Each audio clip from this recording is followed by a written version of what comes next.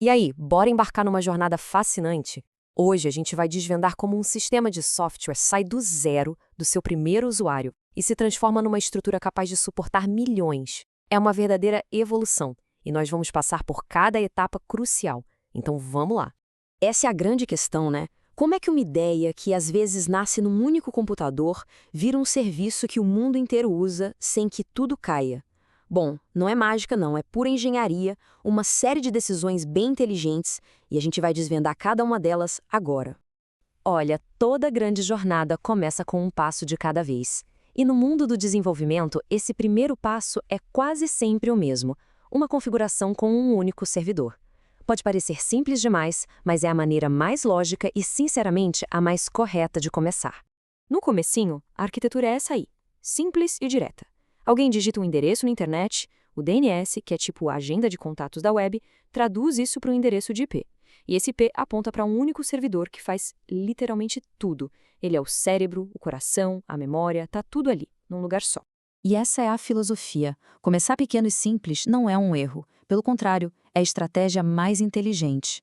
Tentar complicar demais a arquitetura logo no início é um baita desperdício de tempo e dinheiro, sabe?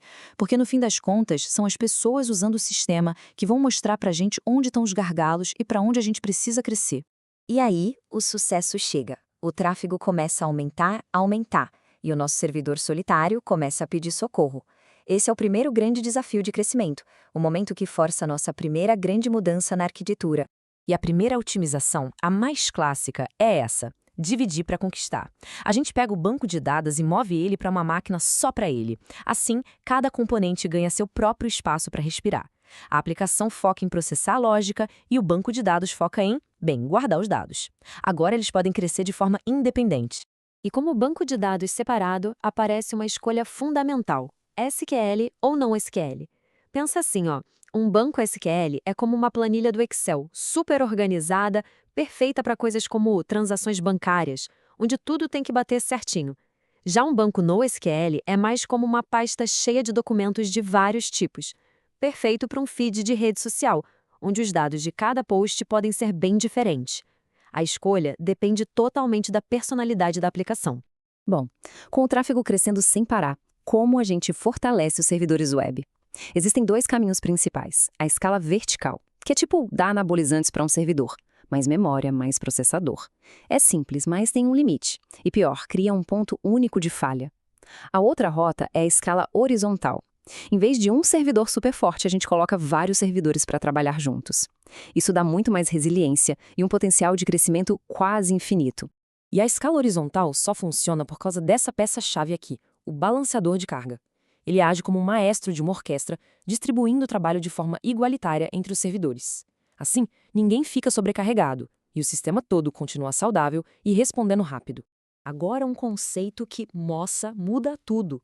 A arquitetura stateful, com o estado, é como um garçom que memoriza o pedido todo. É preciso falar sempre com o mesmo garçom. Se ele vai embora, o pedido se perde. Isso complica demais para escalar. Já na arquitetura stateless, ou sem estado, qualquer garçom pode atender porque o pedido está anotado numa comanda central. É infinitamente mais flexível, muito mais robusto. Então, o ponto crucial é este. É aqui que a mágica acontece. Ao tornar os nossos servidores sem estado, a gente derruba uma das maiores barreiras para a escalabilidade. A gente constrói um sistema tão robusto que, se um servidor falhar, o balanceador de carga simplesmente manda o tráfego para outro e a pessoa do outro lado nem percebe que alguma coisa aconteceu. Certo, a nossa camada web agora é uma fortaleza, super escalável. Mas, adivinha só? O problema não sumiu, ele só mudou de lugar. Agora, o nosso banco de dados único é que está sofrendo, principalmente com volume gigantesco de leituras. E o motivo é bem simples, na verdade. A maioria das aplicações é o que a gente chama de read-heavy, ou seja, para cada vez que alguém escreve um dado novo, tem umas 100, talvez 1000 pessoas lendo dados que já existem. E essa característica nos dá uma pista valiosa de como otimizar o sistema. A solução para isso é genial, chama-se replicação. A gente cria várias cópias do banco de dados. Um servidor, o líder, fica responsável por todas as escritas, garantindo que a verdade seja uma só. As cópias, que a gente chama de seguidores, ficam responsáveis por aguentar o tranco do volume enorme de leituras. É uma divisão de trabalho brilhante, porque a tarefa mais pesada, que é a leitura, agora é compartilhada por um verdadeiro exército de ajudantes. E isso dá pra gente basicamente 2 superpoderes. Primeiro, um aumento gigantesco no desempenho de leitura. E segundo, e talvez mais importante, resiliência. Se o banco de dados principal, o líder, cair por algum motivo, um dos seguidores pode ser promovido e assumir o lugar dele, mantendo a aplicação inteira no ar. Ótimo. Agora o nosso sistema está robusto, escalável, mas as pessoas estão usando ele do mundo inteiro. E a distância física cria um inimigo silencioso, a latência. E latência, a gente sabe, estraga a experiência de qualquer um. Como a gente resolve isso?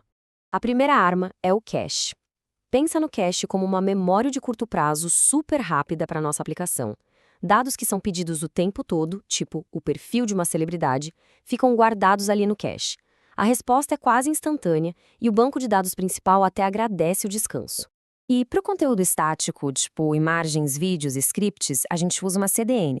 É basicamente uma rede que distribui cópias desses arquivos em servidores espalhados pelo mundo. Então, quando alguém no Japão acessa o nosso site, o conteúdo é entregue de um servidor em Tóquio, não aqui do Brasil. A diferença na velocidade de carregamento é absurda. Bom, chegamos ao conceito final. A grande lei que governa todos os sistemas distribuídos. E a verdade é que, em grande escala, não dá para ter tudo. Cada escolha de design é, no fundo, um compromisso. Isso é perfeitamente ilustrado pelo teorema CAPI.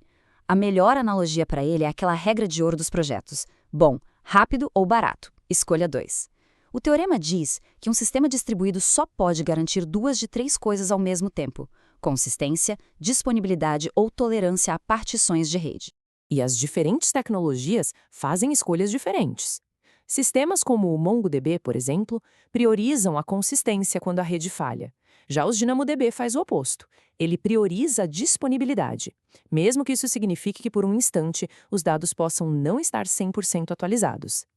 E os bancos de dados mais tradicionais, como o Postgre, quando não estão em um modo distribuído, focam em consistência e disponibilidade, mas não são tolerantes a partições de rede. Na prática, o que acontece é o seguinte: falhas de rede vão acontecer. É inevitável. Então, a tolerância à partição não é bem uma escolha, ela é uma necessidade. A verdadeira decisão de engenharia se resume a: quando a rede falhar, o sistema deve esperar para garantir que o dado está 100% consistente ou deve responder na hora, mesmo que corra o risco de entregar um dado um pouquinho desatualizado? E no final, a escolha se resume a essa pergunta. Para um próximo projeto, o que seria preciso sacrificar? A consistência perfeita de um sistema bancário ou a disponibilidade constante de uma rede social? A resposta para essa pergunta muda absolutamente tudo, e pensar nesses compromissos é a verdadeira essência de projetar sistemas em grande escala.